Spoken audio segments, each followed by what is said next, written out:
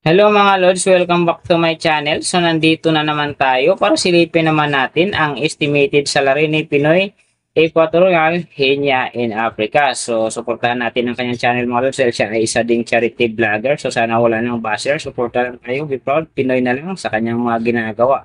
Pero siyempre huwag nyo rin kalimutan na isama sa pag-support ang aking channel. Sa mga Lods, kung bago pa kayo sa aking channel, pakiclick naman ang subscribe natin and then siyempre paki-post na rin ang notification bell para lagi kayong updated sa ating video. So ano pa ba ang hinihintay natin mga Lods? Let's go!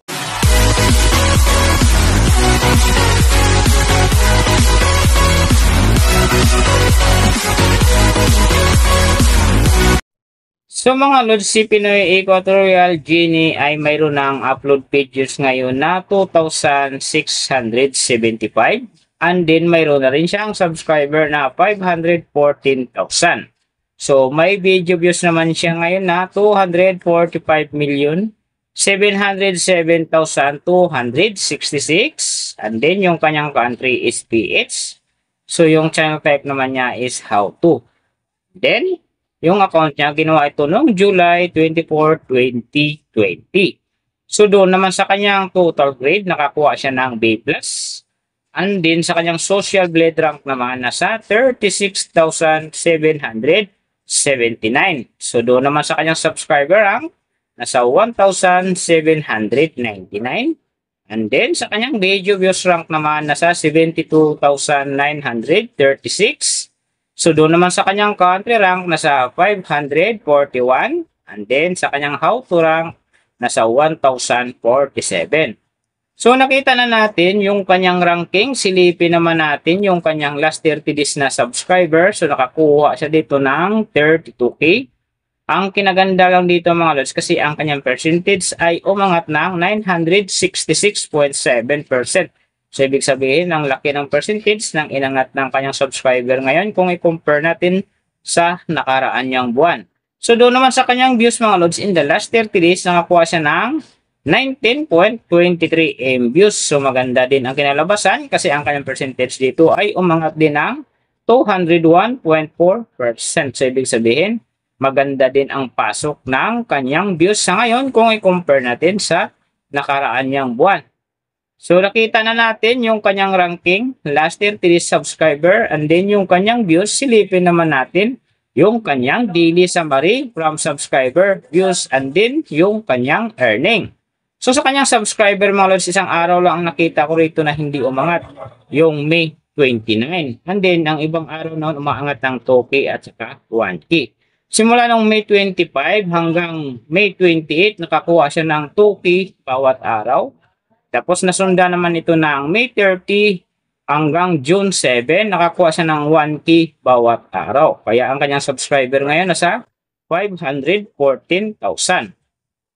So doon naman sa kanyang views mga Lods, yung magaganda rito, May 26 nakakuha siya ng 1.9M. Tapos pagdating naman ng May 28 nakakuha ulit siya ng 1.9M ulit. And then pagdating naman dito sa May 30 nakakuha siya ng 1.5M. Saka pagdating naman dito ng June 5 nakakuha siya ng 910,000. Saka yung last na medyo maganda pa sa kanya dito yung June 7 nakakuha siya ng 809,000. Pero sinasabi ko mga Lods, maganda nga talagang kinalabasan dyan kasi nga ang kanyang percentage ay umangat ng 201.4%. So doon naman sa kanyang earning mga Lods, tingnan natin dito yung May 25. So sa kanyang low estimated, nakakuha siya ng 279 US dollars. And then sa kanyang high estimated naman, nakakuha siya ng 4,500 US dollars.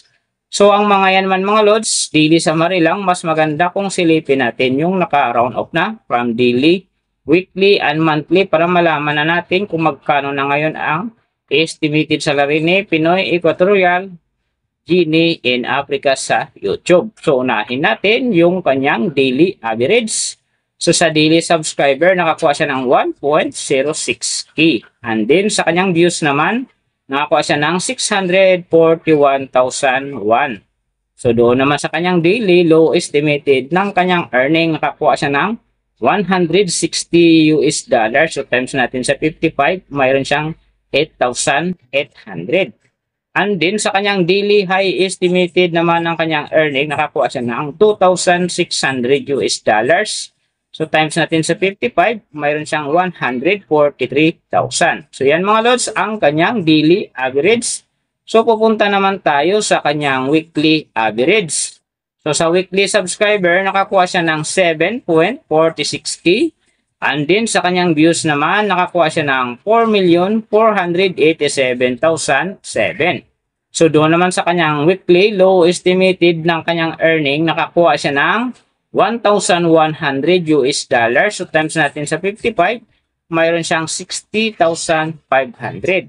And then sa kanyang weekly high estimated naman ng kanyang earning, nakakuha siya ng 17,900 US dollars. So times natin sa 55, mayroon siyang 979,000. So yan naman mga lods, ang kanyang weekly average. So pupunta naman tayo sa kanyang monthly average.